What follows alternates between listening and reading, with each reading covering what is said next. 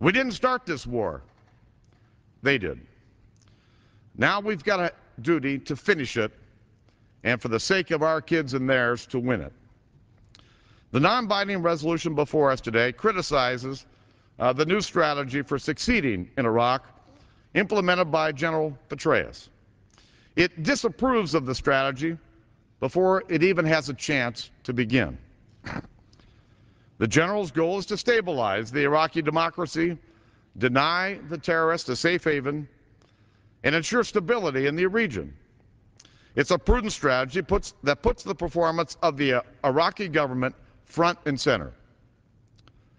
I can't guarantee you that this plan's going to work. I hope it does. And Republicans have put forward a complementary bill aimed at helping it succeed. But I can guarantee you this. If we cut off our funding for the troops that are in the field and we abandon Iraq, as many supporters of this non-binding resolution want to, the consequences of our failure will be catastrophic. Last year, Osama bin Laden issued this warning to the United States regarding the war in Iraq. He said, and I'll quote, "I would like to tell you that the war is for you or for us to win. If we win, it means your defeat and disgrace forever." Now let's think about this for a moment. Al-Qaeda knows what the stakes are, and it issued all of us a challenge. Now tell me, what message does it send if we're afraid to meet that challenge? What message are we sending to North Korea, Iran, Venezuela, and other enemies of freedom around the world? If we abandon Iraq, regional stability is going to be jeopardized. Iraq will become a fertile breeding ground for radical Islamic terrorists. And without a central government or other stabilizing force, Iraq's neighbors will be compelled to enter Iraq to protect their own interest. The consequences will be devastating and could easily lead to a regional war. If we abandon Iraq, the instability, coupled with the damning image of another American retreat, will embolden Iran and Islamic militants and endanger Israel. Iran's leaders and terrorist groups have made it clear their intentions to wipe Israel off the map. We would be leaving a staunch ally in the Middle East with nothing but chaos and instability separating them from their greatest enemy.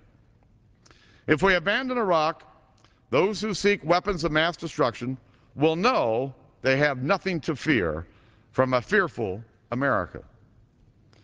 Neither Al-Qaeda, North Korea, or Iran are going to give up their quest for the weapons of mass destruction. If they know that they're free to pursue these weapons, secure in the knowledge that America doesn't have the stomach to stop them, we will be leaving for our children and theirs a vastly more dangerous world. During the Cold War, we took some small comfort in the idea of mutually assured destruction, that the Soviet Union wouldn't attack us because we could retaliate with equal devastation. There's no such comfort in a world where terrorist gangs roam free. It is the nature of our enemy to fight us wherever and whenever they can. And whether it's in Asia, in Africa, or elsewhere, Al-Qaeda has supporters and sympathizers throughout the world.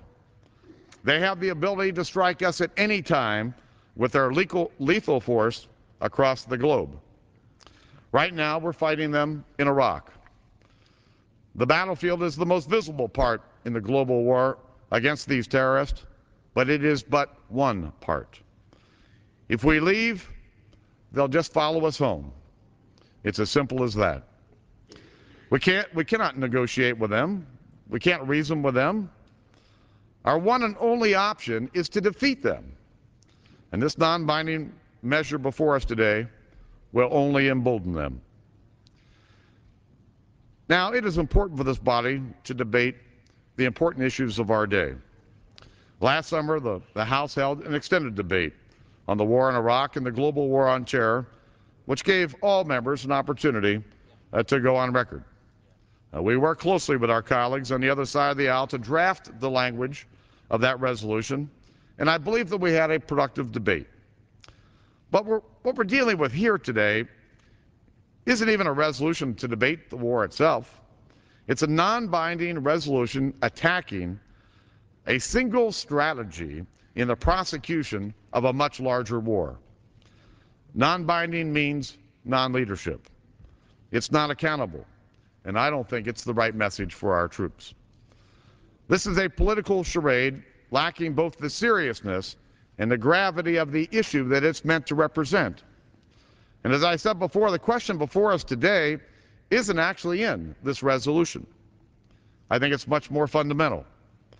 The question is, do we have the resolve necessary to defeat our terrorist enemies? Will we stand and fight for the future of our kids and theirs? And as President Eisenhower once said, history does not long entrust the care of freedom to the weak or the timid. Does Congress have the fortitude to do what needs to be done? Our soldiers do. The men and women in our military are the greatest force for freedom that the world has ever known. They are brave, they are committed, and they can win this fight if we ask them to. I think the big question is, will we support them? My colleagues, the world is watching. The question is, how will we respond?